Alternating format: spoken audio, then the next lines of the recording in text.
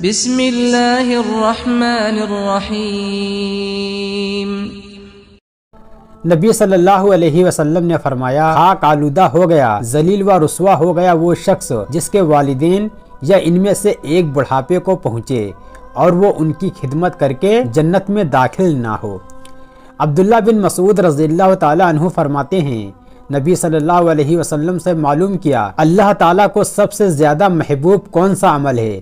تو فرمایا وقت پر نماز پڑھنا۔ میں نے کہا پھر؟ تو فرمایا والدین کے ساتھ احسان کرنا۔ میں نے کہا اس کے بعد؟ تو فرمایا اللہ کے راستے میں جہاد کرنا۔ نبی صلی اللہ علیہ وسلم نے فرمایا، صلہ رحمی سے زیادہ جلدی بدلہ کسی نیکی کا نہیں ملتا اور قطع رحمی سے زیادہ جلدی سزا کسی گناہ کی نہیں ملتی۔ تین چیزیں اہل جنت کے اخلاق میں سے ہیں جو شریف و کریم انسان کے سوا کسی کے اندر نہیں پائی جاتی۔ نمبر 1، برائی کرنے والوں کے ساتھ احسان کرنا۔ نمبر 2، ظلم کرنے والے کو معاف کرنا۔ نمبر 3، کچھ نہ دینے والے پر بھی خرچ کرنا۔ حضرت عمر رضی اللہ تعالیٰ عنہ فرماتے ہیں، تقوی و صلہ رحمی سے عمر میں زیادتی، رزق میں برکت اور آپس میں محبت پیدا ہوتی ہے۔ حضرت حسن بصری رحمۃ اللہ علیہ فرماتے ہیں، جو لوگ علم کو ظاہر اور عمل کو ضائع کریں، زبان سے محبت کا اظہار کریں اور دلوں میں نفرت رکھیں، رشتہ داروں سے قطع تعلق کریں، ایسے لوگوں پر اللہ لعنت کرتا ہے۔ نبی صلی اللہ علیہ وسلم نے فرمایا، اللہ تعالیٰ کو بندے کے 2 قدم بہت زیادہ پسند ہیں۔ پہلا وہ قدم جو نماز کے لیے اٹھیں، دوسرا وہ قدم جو کسی رشتہ دار کی طرف صلح رحمی کی نیت سے اٹھیں۔ نبی صلی اللہ علیہ وسلم نے فرمایا، جو یہ چاہتا ہے کہ اس کی روزی اور عمر میں برکت دی جائے تو اس کو صلح رحمی کرنی چاہیے۔ نبی صلی اللہ علیہ وسلم نے فرمایا، جو اللہ پر اور قیامت پر یقین رکھتا ہے اسے چاہیے کہ مہمان کا اکرام کرے، اور جو اللہ پر اور قیامت پر ایمان رکھتا ہے اسے چاہیے کہ صلح رحمی کرے اور اچھی بات کہے ورنہ خاموش رہے۔ نبی صلی اللہ علیہ وسلم نے فرمایا، قیامت میں ایک شخص اپنے پڑوسی کو پکڑ کر کہے گا، یا اللہ تو نے اسے مالدار اور مجھ کو غریب بنایا تھا، بسا اوقات رات کو میں بھوکا سوتا اور یہ ہر روز پیٹ بھر کر سوتا تھا، آپ اس سے معلوم کیجئے کہ اس نے مجھ پر اپنا دروازہ کیوں بند رکھا اور آپ کی دی ہوئی دولت سے مجھے کیوں محروم کیا۔ نبی صلی اللہ علیہ وسلم نے فرمایا، سچ بولنے کو اپنے اوپر لازم کر لو، کیونکہ سچائی نیکی کی طرف اور نیکی جنت کی طرف لے جاتی ہے۔ آدمی سچ بولتا ہے اور اس کے لیے کوشش کرتا رہتا ہے، یہاں تک کہ اللہ کے یہاں سچوں کی فہرست میں اس کا نام لکھ دیا جاتا ہے۔ حضرت لقمان سے کسی نے معلوم کیا کہ آپ نے اتنا بلند مقام کیسے حاصل کیا؟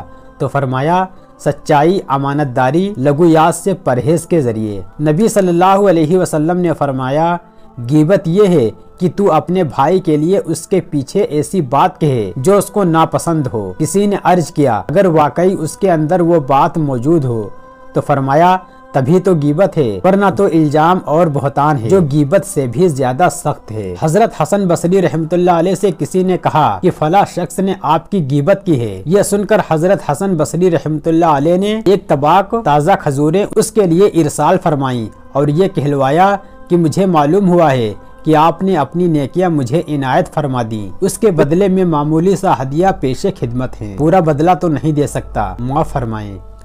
نبی صلی اللہ علیہ وسلم نے فرمایا، جو عالم لوگوں کو بھلائی کی باتیں بتاتا اور اپنے نفس کو بھول جاتا ہے، اس کی مثال چراغ کی بتی جیسی ہے کہ وہ لوگوں کو روشنی پہنچاتی ہے اور وہ اپنے آپ کو جلاتی ہے۔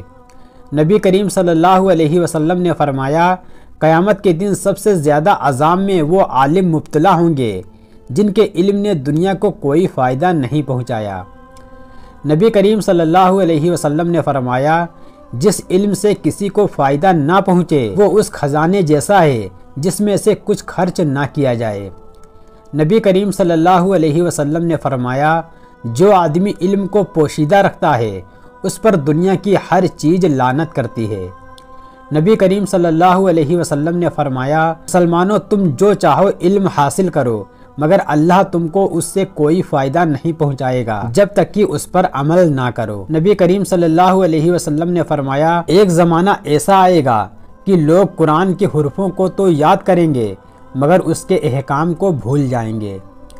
نبی کریم صلی اللہ علیہ وسلم نے فرمایا، کسی مسلمان کو جائز نہیں ہے کہ اپنے مسلمان بھائی کا مال مار لے، کیونکہ اللہ نے مسلمان پر دوسرے مسلمان کا مال غصب کرنا حرام کر دیا ہے۔ نبی کریم صلی اللہ علیہ وسلم نے فرمایا، جو آدمی کسی کی زمین میں سے ایک بالست ٹکڑا بھی ظلم سے غصب کر لے گا، وہ اللہ کے سامنے اس حالت میں جائے گا کہ اللہ اس پر غضبناک ہوگا۔ نبی کریم صلی اللہ علیہ وسلم نے فرمایا، جو آدمی اپنی اور دوسرے آدمی کی زمین کی حدیں بدل ڈالے، اس پر قیامت تک اللہ تعالیٰ کی لعنت ہے۔ نبی کریم صلی اللہ علیہ وسلم نے فرمایا، مسلمانوں، تم میں اچھے وہ ہیں جن کی عمریں دراز ہوں اور جنہوں نے اچھے کام کیے ہوں۔